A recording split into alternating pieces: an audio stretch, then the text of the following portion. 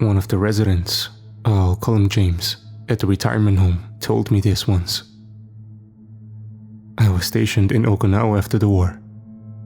They wanted us to keep an eye on the Japanese, and for good reason. In some parts of the country, the natives weren't aware that the war was over, or they weren't ready to accept defeat. Either way, we had to constantly be on high alert, jumping at shadows and wishing we had eyes in the back of our heads. Within every clump of tall grass, there appeared to be an enemy lurking with a knife, waiting to cut our throat once our backs were turned. Every tree contained a sniper lining us up in his crosshairs. I lived in a constant state of paranoia during my time on Okinawa. I finally got transferred to work on one of the supply ships offshore. I thought this would calm my nerves.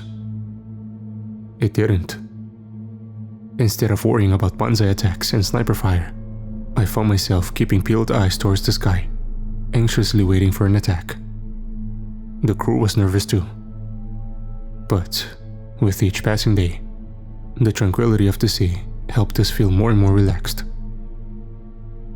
After a couple of weeks, we started to joke around, show each other pictures of our girls back home, and enjoy the wonderful climate. By then, we started to think that the war was really over.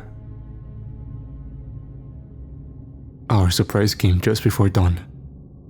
Our ship would have been attacked whether we were ready or not. There wasn't anything we could have done to prevent it. Our only goal that morning was to survive. I learned an important lesson that day. Chivalry and decency seem to disappear wherever there is panic. The pandemonium that happened shortly after the first plane crashed into our ship has left me with mixed feeling of reproach and guilt. I was asleep when the first plane struck. At first I thought we somehow hit a rock as I was tossed from my bunk bed and onto the cold hard floor. I heard frantic shouting above me, and a sobering thought entered my head. We were under attack. I stumbled onto the deck and was greeted by a scene of chaos and anarchy. My crewmates were scrambling in erratic movements. Some were trying to contain the flames, which were rapidly swallowing the ship. Others were heading for the lifeboats. A few had opted to dive over the side, hoping to find refuge in the warm waters below.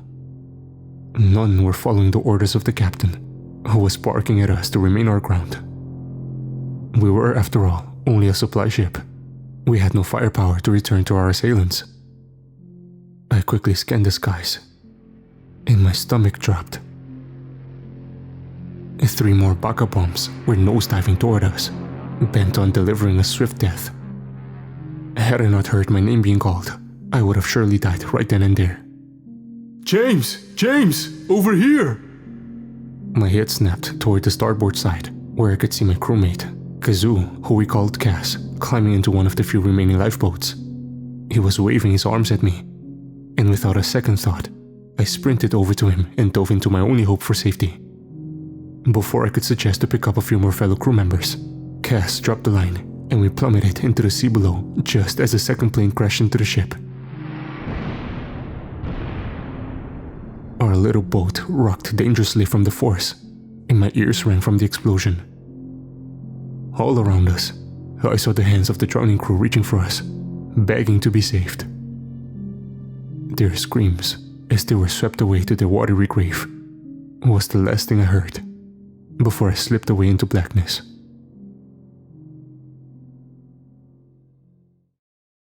When I came to, I was surrounded by nothing but the tranquil sea again. The water stretched on for miles.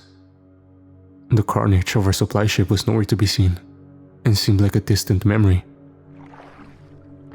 Cass was busily rowing as I lethargically glanced around. I wondered how far we traveled. "You're awake. I was ready to toss you overboard," Cass said grimly, then gave me a waning smile. He was the ship's translator. We had chatted a few times, but to be honest, I knew little about him. He had a few loose screws upstairs, but for the most part, he was alright. "Do you know where we are?" Cass laughed. He probably knew squat about navigation. Based on the sheepish pitch of his laugh, I'd say we were lost. We're safe. That's all that matters. Yup, we were lost. Did anyone else make it? Not that I know of. The ship sank. What about the other lifeboats? Cass shrugged. I suddenly remembered the hands that struggled to keep those poor men afloat, and shuddered. Did Cass just abandon those men? I mean, he was busy saving both our asses, but... Jesus. I tried to use what little navigational knowledge I had to direct our course, but it was hopeless. Cass managed to grab a bag of supplies before leaving ship. I sifted through its contents. There was some food, mostly canned beans, jugs of water, a coil of rope, a knife, a line and hook, and a lighter. But there was nothing to direct us. No compass, no sextant. I would have even settled for a map. We were lost at sea. The boredom was sickening. I crafted a fishing rod using one of the oars, but the fish weren't biting. Once or twice Cass asked if he could eat my corpse if I bit the dust first. I hoped that he was joking. With not much else to do, we took turns keeping watch. One of us would sleep while the other stayed awake. This way we had a lookout at all hours. The sun beat down on my head during the day, and the winds whipped in my face at night. I kept my eyes on the horizon for ships. At this point, I didn't care if they were friendly or not. I just wanted to get the hell off this boat. I woke up one afternoon to Cass brooding. Usually, he greeted me with a snide remark, but none came this time. Something was wrong. "Everything okay?" I asked. "I saw something this morning." "What?" I asked, hopefully. There was a man out there. At least, it looked like a man. But he was standing on top of the water. It could have been nothing. Maybe it was a hallucination. "Maybe," he replied, then fell silent. I forgot about it as soon as Cass fell asleep. I had an uneventful watch that day. Cass kept insisting that he saw a man standing on the water while I was asleep. He told me that each morning he got closer and closer to our boat. I was beginning to get a little freaked out at this point. So, I decided to stay awake with him during his watch. Sure enough, a little before dawn, I saw him too. At first, I thought it was just my mind playing tricks on me. But when Cass nudged me and pointed him out, I knew this wasn't a hallucination. I heard Cass mutter, "Don't speak," as we gazed at this strange phenomenon. There, standing on top of the water about 100 meters away, was a man. I held my breath as he turned to look in our direction. It was as if he was looking straight at me. My blood suddenly ran cold, and the hairs on my neck felt like needles. The man on the water didn't move. He just stood there and stared at us. The water flowed over his feet, as if he were standing on some invisible island. When the sun came up, he simply vanished. "You saw him too, just as I feared," Cass mumbled once the day broke. "Oh, what the hell was that?" I demanded. "Do you know anything about Japanese folklore?" he asked warily. I shook my head. Cass inhaled deeply. "As a child, my father used to tell me stories about these figures in the water called the Funa Yurei. They were supposedly the souls of victims who had drowned in the sea. According to legends, they ask you for a spoon, a hishaku, which they use to fill up your boat with water and drown you. I always used to think they were just ghost stories meant to spook little children. But Cass's voice drifted off. I morbidly thought of the drowning hands, clawing desperately at the air. The hands that Cass and myself abandoned. "Do we have a spoon?" he asked suddenly. I searched for the contents of the bag. "No spoon," I said. "Kuso," Cass cursed, grabbing his hair with both hands. "Why didn't I grab a spoon?" I let Cass have his temper tantrum. I wasn't really following him. Ghosts? Spoons? Then again, we're supposed to poke holes in it so our boat doesn't fill up with water. That way, the spirits give up and leave us alone. Without a spoon, we're as good as dead. If we don't find a ship, we're as good as dead, I reminded him.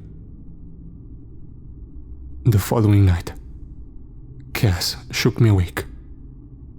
"There. Look." He was pointing over the stern of the boat. I followed his finger and gasped.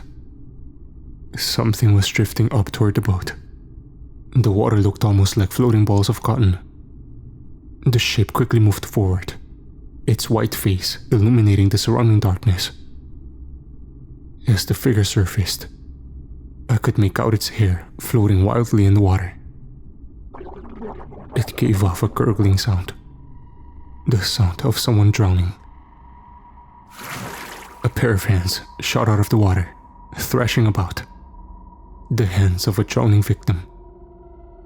This went on for about 5 terrifying minutes, before they went limp and disappeared into the sea.